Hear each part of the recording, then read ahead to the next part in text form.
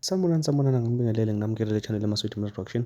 Mangabe uqala ukufika cela isiqiniseko sokuthi ugcoba subscribe maqhuba le video, ushaye like bese uyakhomenta kulolu daba namhlanje. Ngaphansi kwethu isono esivezwe uPhakela uMthakathi wakwaNdabandaba namuhla njengoba kade kuqhubeka iMarch in March le eThekwini ePhoyinti lapho khona bekade kududulwa umuntu wokuleli uMzansi Afrika ngokungemthetho. Okuyilapho khona uPhakela uMthakathi ebeke seveza ukuthi njengoba behamba la beyiliqulu bebaningi kangaka kulabo abakhona lapha kukhona abalinde ithuba lokuthatha izimpilo zabo, kukhona abalinde ithuba lokuba bababulale bonke njengoba ke kuyibona abahola iMarch in March. Kule video ke uzwakala ecela ukuthi kulowo nalowo ohambiselanayo nalento abayenzayo ucela ukuthi babe nesandla ekubavikeleni ngoba ke uthi bona abanayo imali ukuthi ke bavikeleke, kodwa ucela kulabo ahamba nabo ukuthi ke babavikele. Nganza kwethu ucela ukuthi uyibuke le video bese uyangitshela ukuthi ke wena ngabe ucabangani kakhulukazi ke ngokuphepha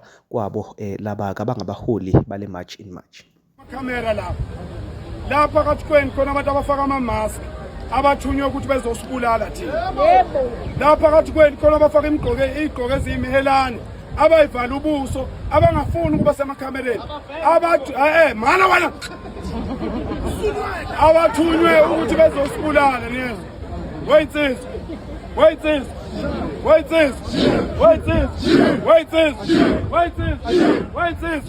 Siyacela bafowethu, siyacela. Sinengane bafowethu, sinabafazi bafowethu niyezwa, kodwa izwe likhulu kunomfazi wami, izwe likhulu kuney'ngane zami. Siyacela bafowethu nisivikele bafowethu, siyacela bafowethu, siyacela niyezwa bafowethu, ayilula lento esiyenzayo. Siyacela bafowethu, sicela nisivikele. Kubukeka kulula kumuntu ohleli efonini bafowethu niyezwa, kubukeka kulula kumuntu ohleli efonini. Lapha phakathi kwenu kunabantu abathunyiwe ukuthi bezobulala thina. Siyacela bafowethu, sicela nisivikele.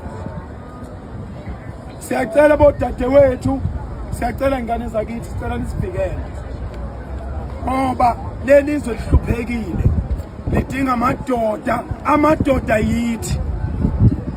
Niyabona njengoba simela sinikela ngey'ngane zethu, sinikela ngemndeni yethu, amadoda yithi. Asinayo imali yokuyivikela, sicela nina nisivikele bafowethu. Siyacela bafowethu, lapha phakathi kwenu manje njengoba ngikhuluma kunabantu abathunywa ukuthi bazobulala thina namhlanje. Sicela nisivikele bafowethu.